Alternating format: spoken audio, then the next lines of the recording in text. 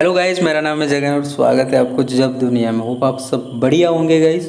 अभी अभी एक पोस्ट सामने निकल कर आया है दिल्ली पोस्टल सर्कल रिक्रूटमेंट 2021 का, जिसमें टोटल जो है 221 वैकेंसीज से असिस्टेंट पोस्ट मास्टर और मल्टी टास्किंग स्टाफ का। तो गाइस हम आज इसी बारे में बात करेंगे। गाइस ओवरऑल अगर हम बात करें तो पोस्टल असिस्टेंट शॉर्ट असिस्टेंट जो है इसमें करीब 72 पोस्ट है, और पोस्टमैन की अगर हम बात करें तो करीब 90 पोस्ट है, और मल्टीटास्किंग स्टाफ जो है करीब 59 स्टाफ है। गाइस इसका एप्लीकेशन सबमिशन डेट जो है 2 अक्टूबर का है, जो कि 12 नवंबर तक है। अगर ओवरऑल हम बात करेंगे एज की जो है 18 टू 27 ईयर, जो कि पोस्टल असिस्टेंट और शॉर्ट असिस्टेंट के लिए, और 18 टू 25 ईयर जो है मल्टीटास्किंग स्टाफ के लिए है। सैलरी की अगर हम बात करें तो जो पोस्टल असिस्टेंट शॉर्ट असिस्टेंट है इनके लेवल 4 की जो सैलरी है 25,500 से 81,100 तक है, और पोस्टमैन जो है लेवल 3 की सैलरी इनकी जो है 21,700 से 69,100 तक है, और MTS स्टाफ जो है लेवल 1 की सैलरी इनकी जो है 18,000 से 56,900। तो ओवरऑल अगर हम क्वालिफिकेशन की बात करेंगे, पोस्टल असिस्टेंट और सॉर्टिंग असिस्टेंट जो है उनके लिए 12th पास मांगा है, और पोस्टमैन जो है उनके लिए 12th पास ही मांगा है, और MTS जो मल्टीटास्किंग स्टाफ जो है उनके लिए 10th पास मांगा है। गाइस अगर एडिशनली हम बात करेंगे तो इसमें एक स्पोर्ट्स कोटा है। तो अगर आप स्टेट या कंट्री को नेशनल वाइज या इंटरनेशनल वाइज कहीं आप रिप्रेजेंट किए हों तो आपके लिए यहाँ पे एक बहुत ही चांस है जब मिलने का, और आपका जो है सिलेक्शन प्रोसीड्योर में सिलेक्ट होने का, क्वालिफाई होने का। या तो अगर आप किसी स्पोर्ट्स को स्कूल से या कहीं से भी आप नेशनली रिप्रेजेंट किए हैं तो आपको यहाँ भी चांस है। अगर आप एक किसी भी नेशनल अवार्ड से आप पाए हो, जैसे कि स्कूल से हो या कहीं से हो, तो भी आपके लिए एक स्पोर्ट्स कोटा का एक अच्छा सा चांस है, आपको यहाँ पे जॉब मिल सकता है या आप इसके लिए क्वालिफाई हो सकते हो। और गाइज आगे अगर हम बात करेंगे तो जो कि स्पोर्ट कोटा से जो कि सिलेक्शन होंगे तो उनके लिए जो स्पेशल रहेगा वो पोस्टल में या सर्टिंग असिस्टेंट या पोस्ट ऑफिसेस और रेलवे मेल ऑफिसेस में आपका पोस्टिंग रहेगा। पोस्टमैन इन पोस्ट ऑफिसेस में भी हो सकता है, और MTS मल्टीटास्किंग स्टाफ जो है पोस्ट ऑफिसेस या रेलवे मेल में आपका हो सकता है। अगर आगे हम बात करें तो हर अलग अलग डिवीज़न के लिए अलग अलग पोस्ट है, जिसको कि आप ऑफिशियल नोटिफिकेशन में पढ़ सकते हो। तो ये आप अप्लाई करते टाइम आप कौन से डिवीज़न के लिए अप्लाई कर रहे हो, किस चीज़ के लिए अप्लाई कर रहे हो, ये थोड़ा आपको यहाँ से जो वैकेंसी पोजीशन है और हर डिवीज़न के लिए आपको अलग से चेक कर लेना चाहिए। और गाइज हम सैलरी की ऑलरेडी बात कर चुके हैं, जैसे कि पोस्टल और सर्टिंग असिस्टेंट के लिए 25 से 81,100, जो कि 4th लेवल पे मैट्रिक्स के अंदर आता है। पोस्टमैन जो है उनके लिए लेवल 3 में 21,700 से 69,100 है, और जो MTS स्टाफ है लेवल 1 की सैलरी के हिसाब से उनका 18,000 से 56,900 तक का आ सकता है।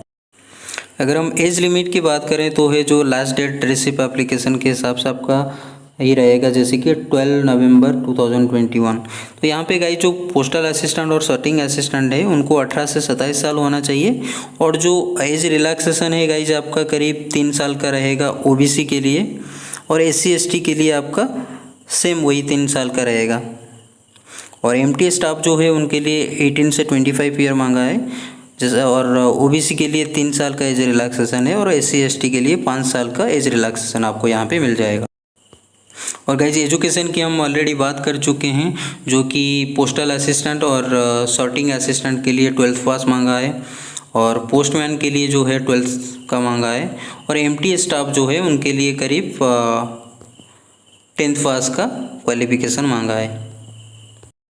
और आगे जो कुछ नोट्स है मैं आपको यही रिकमेंड करूंगा कि जब आप एप्लीकेशन भरते हैं तो इन चीज़ों को थोड़ा अच्छे से पढ़ें, क्योंकि हर वो चीज़ हम तो, क्योंकि जैसे कि आपको पता है एक जो PDF होता है करीब 25-30 पेज का होता है, तो हर चीज़ मेंशन करना उतना पॉसिबल नहीं होता है। तो मैं यही आपको बोलूँगा कि कुछ और जैसे क्राइटेरिया रहता है आप अप्लाई करते टाइम ज़रूर पढ़ें।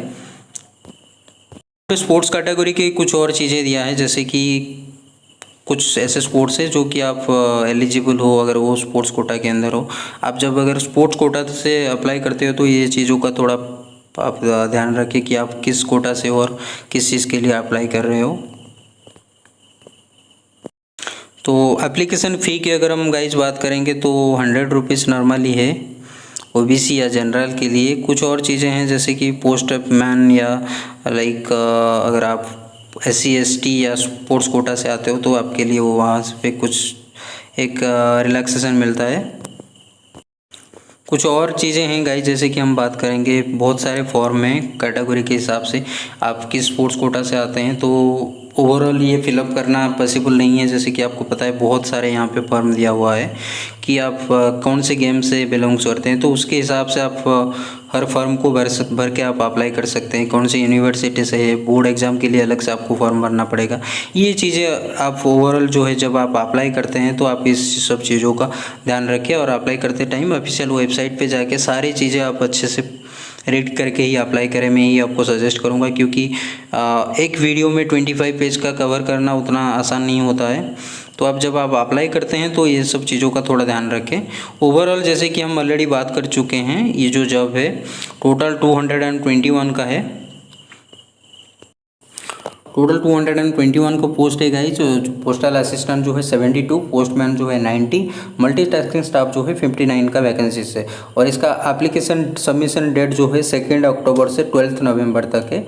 एज लिमिट जो है 18 से 27 जो है पोस्टल असिस्टेंट के लिए, और यहाँ पे आपको ओबीसी का 3 साल का एज रिलैक्सेशन और SC ST के लिए 5 साल का रिलैक्सेशन मिल जाएगा।